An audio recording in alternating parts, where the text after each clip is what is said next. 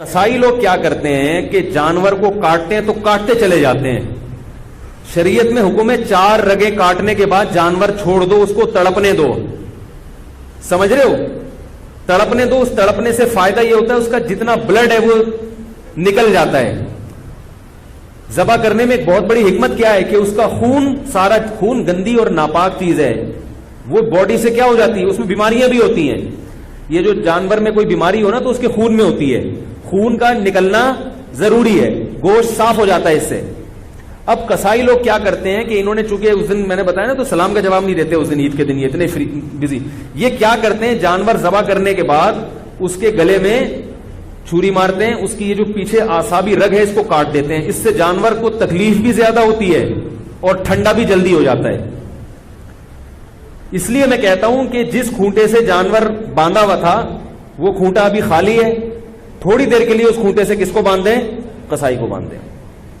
کیونکہ قصائی کنٹرول میں نہیں آتا, اس کو آپ 100 دفعہ بھی کہیں بھائی نہیں کاٹو وہ پھر بھی کاٹتا ہے, وہ پھر بھی چھورا مارتا. اس سے جانور حرام نہیں ہوتا, لیکن ایک جو ایک حکمت ہے, ذبح کا ایک شرعی طریقہ ہے, اس طریقے پر تو عمل نہیں ہوا نا.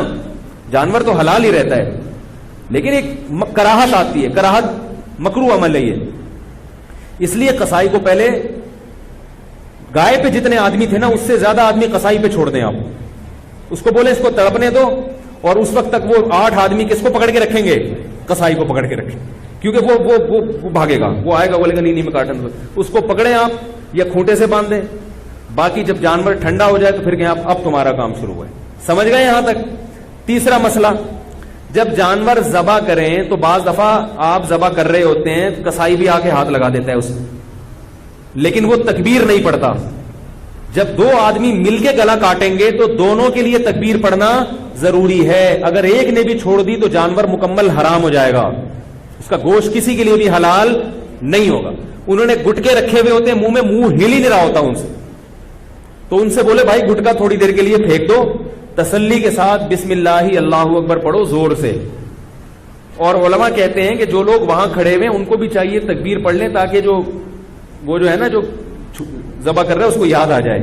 ٹھیک ہے, بھولے سے اگر تکبیر رہ گئی تو بھی جانور حلال ہے, لیکن جان کر اگر چھوڑ دی یا مسئلے کا علم نہیں تھا یا قصائی یہ سمجھتا تھا بھائی اس نے پڑھ لی تو کافی ہے, مجھے پڑھنے کی ضرورت نہیں ہے, تو وہ جانور کیا ہو جائے گا, حرام ہو جائے گا. بھولے سے چھوٹ جائے تو ایک الگ بات ہے, جان بوجھ کر تکبیر چھوڑیں گے تو جانور حرام ہو جائے گا.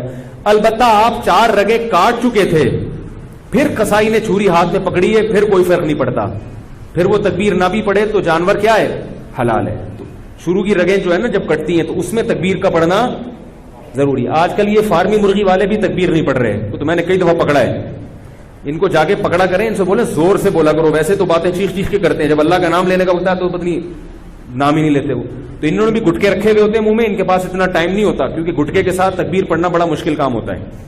ٹھیک ہے نا, میں نے گٹکے والوں سے اس کی تحقیق کی, کہتے ہیں پان بھی منہ میں تو سلام کا جواب نہیں دیتا, وہ تکبیر کہاں سے پڑے گا. ابھی کچھ دن پہلے میں جا رہا تھا, کسی سے موٹر سائیکل والے سے راستہ پوچھا, اس کے منہ میں گٹکا تھا, تو پورا گٹکا اس نے منہ سے پھینکا ہے میری خاطر. اس کے بعد اس نے وعلیکم السلام کہا اور پھر مجھے ایڈریس بتایا. میں نے کہا دیکھو یہ حالات ہے.